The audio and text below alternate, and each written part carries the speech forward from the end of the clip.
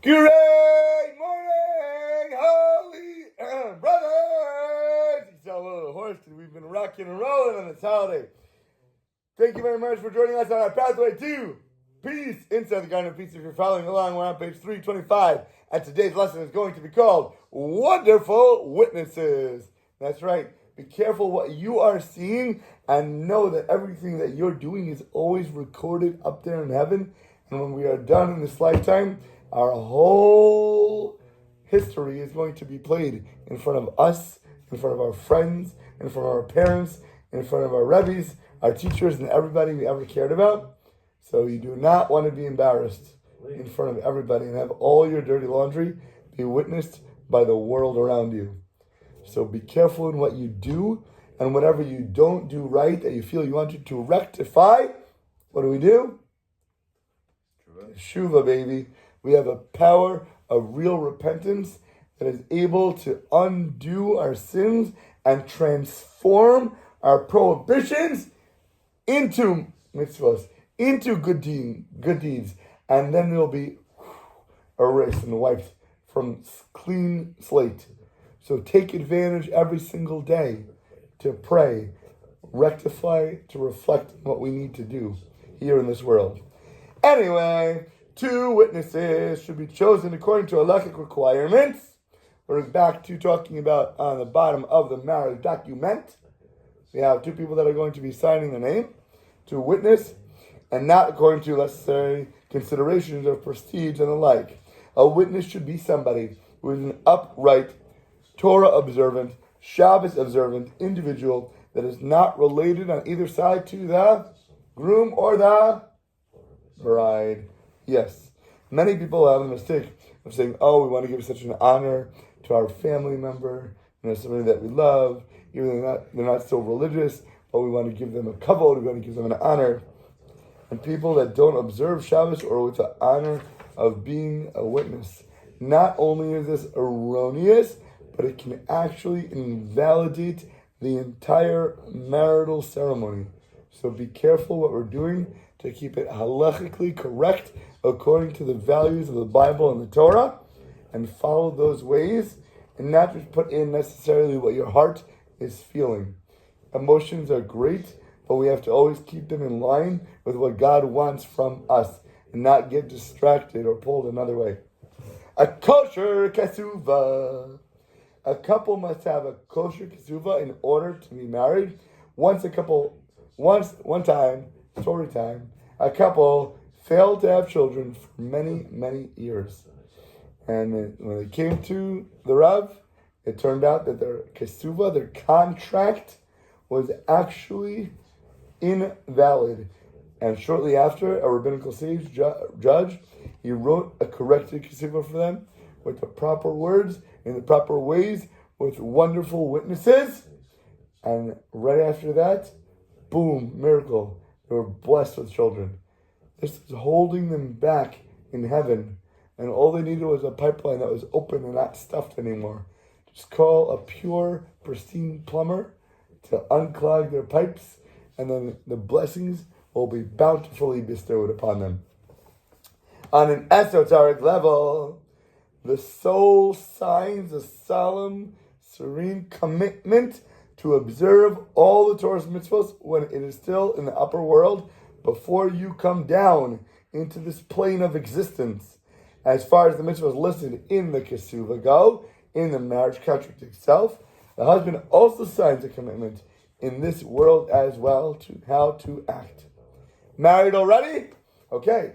Even if you've been married for many, many years, or if you've been married recently, if you've never learned about your kesuva and what it obligates you as a married man Jew to do, now is the time to open up and learn about what you are required to do.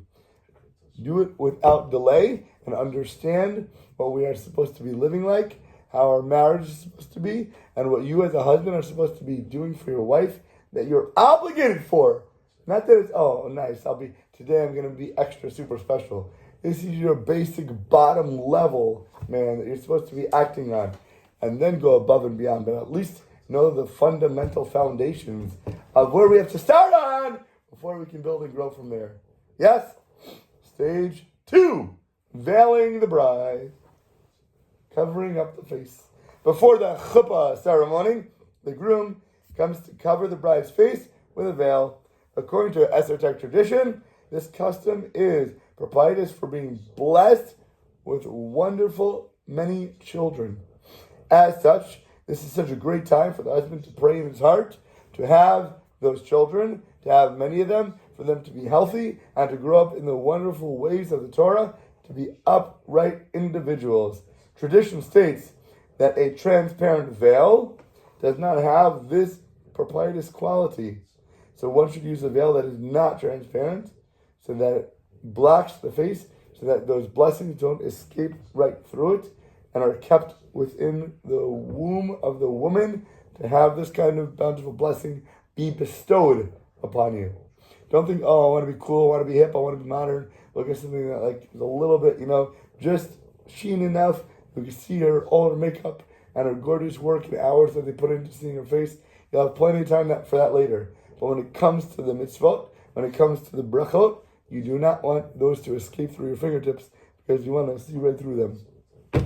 Okay?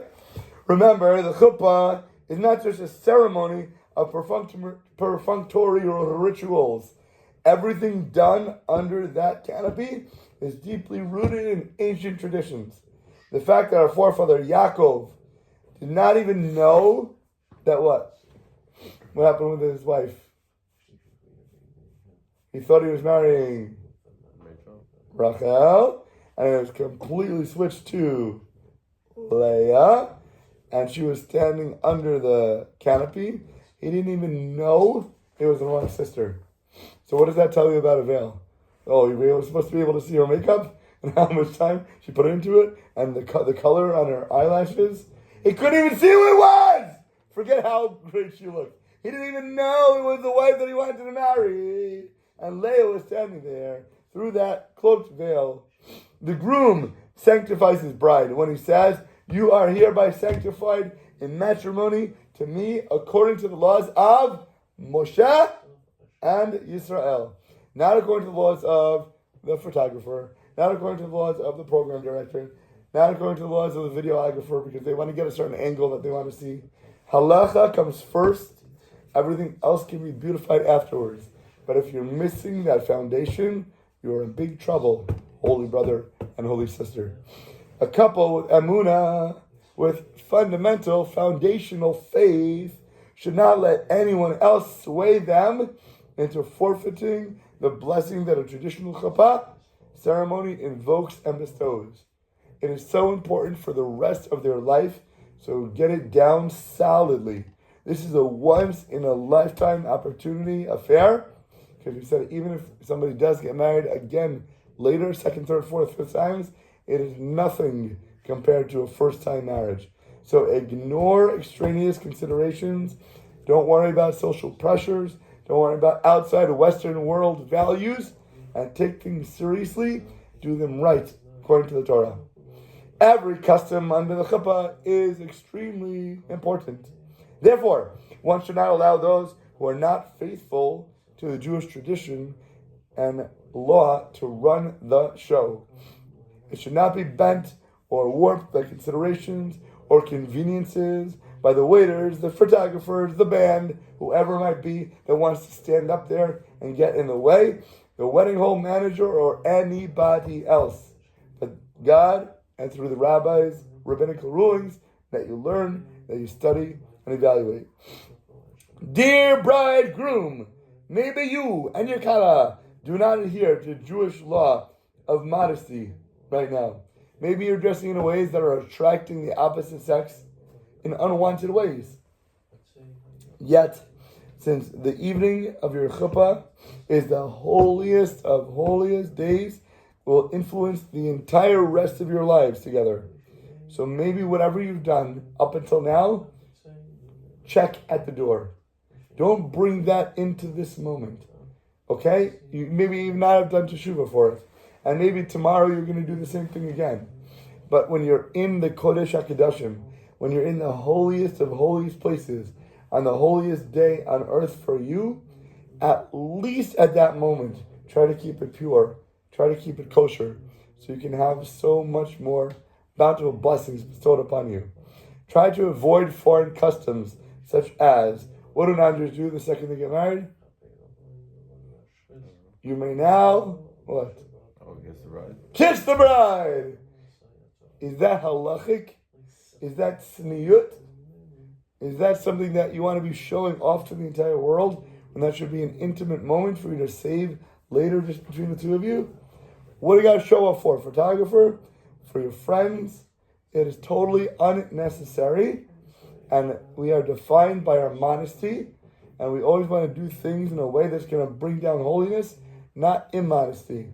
So save it for later, please God. Or they want to wear a dress that's going to be super revealing to show off all their curves, because they've worked for years to have this figure. They've been going to the gym every single day, and they want everybody around them to compliment them.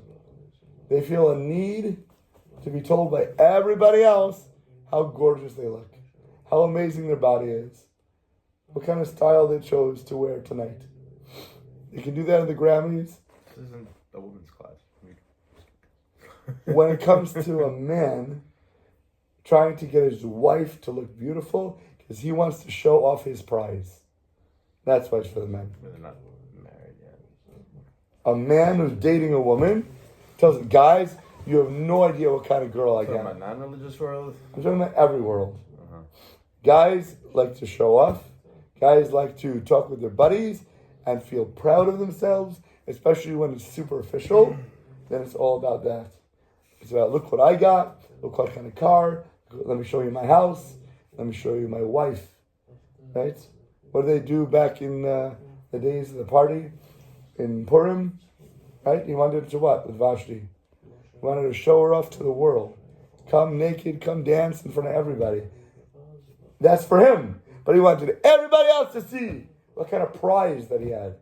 Don't you dare think for a moment that this does not apply to Jews. Because it does.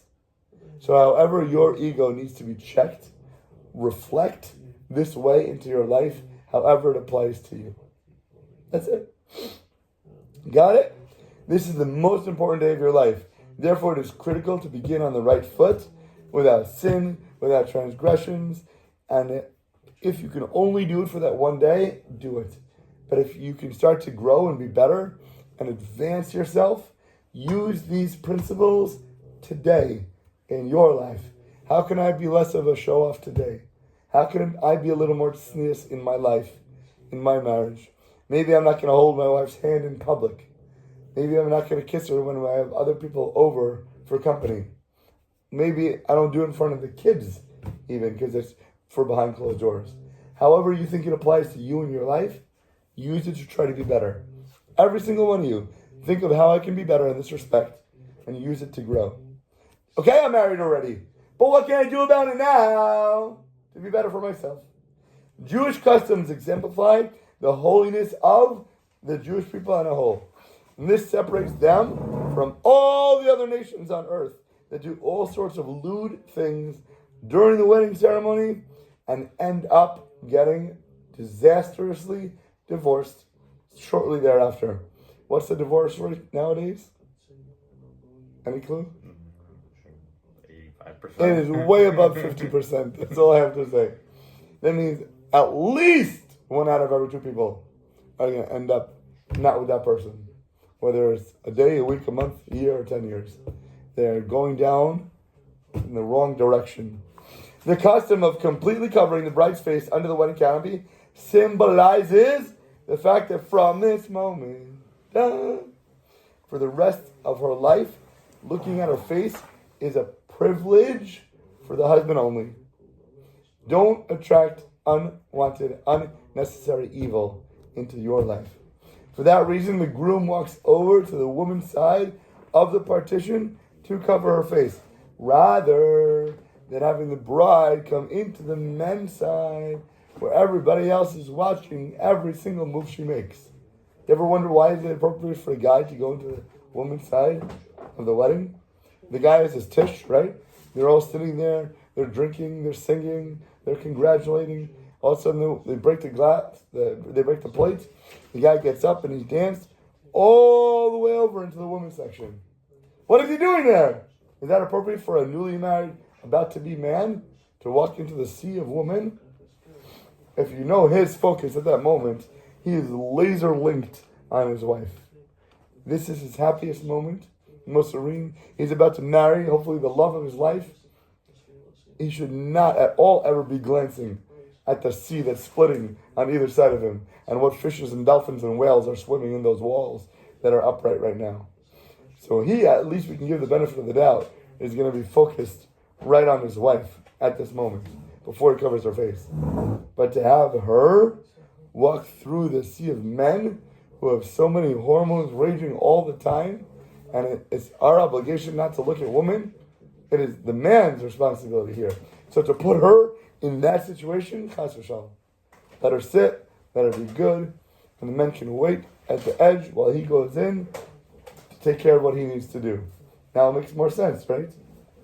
The moment the bride's face is then covered, she is no longer considered single, even though they didn't finish the whole marriage yet. No one has the right anymore to look and linger at her, neither the officiating rabbi, nor the witnesses, and certainly not all the guests. The bride's beauty now becomes the spiritual special treasure of her husband. That's why when she walks down the aisle, she has the veil on her head, and hopefully a modest dress that is covering almost every aspect of her, right? She should no longer, that's even the long, what's that called, the dress that comes out? What's that thing called? The dress, the train. There we go. The train is like super big and puffy and long because you shouldn't even be able to see her legs outline. It's not like skin tight, painted, plastered on her like what women are wearing nowadays. Do you understand what the tznius in this world? They think they're covering, they're all the way down to their wrists and it's covering down to their skirts. Meanwhile, these kiki-rikis are painted on and you can see every single aspect of their anatomy. You think that's tznius? Because it's defined by a line that you bring your clothing up to? They should be ashamed of themselves. What are you walking around in and what are you attracting? Think about it. It's not the company that you're wearing or the store that you're buying it from. It's what are you looking like to the outside world and what are you attracting?